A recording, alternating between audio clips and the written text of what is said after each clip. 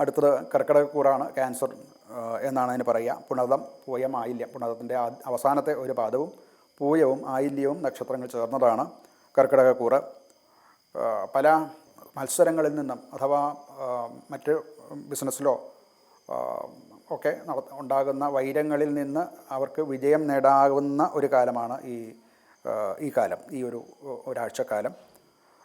ശത്രുക്കളുടെ മേൽ വിജയം ഉണ്ടാകും ഇവർക്ക്. 6ലാണ് ഈ ചതുർഗ്രഹ യോഗമൊക്കെ വരുന്നത്. അതുപോലെ തന്നെ ചില ലിറ്റിഗേഷനൊക്കെ ഉള്ളവർക്ക് അത് അനുകൂലമായിട്ടുള്ള വിധി വരാനുള്ള സാധ്യതയുണ്ട്. ചില ജോലി അല്ലെങ്കിൽ പ്രവർത്തന മേഖല ഒന്ന് മാറാനോ അല്ലെങ്കിൽ അതിൽ ചില വ്യത്യാസങ്ങൾ വരാനോ ചില സാധ്യതകളും കാണുന്നുണ്ട്. ധനപരമായിട്ട് മെഡിസിൻ അഥവാ ചികിത്സ സംബന്ധിച്ചുള്ള ചില ചിലവുകളൊക്കെ വളരെ കൂടുതലും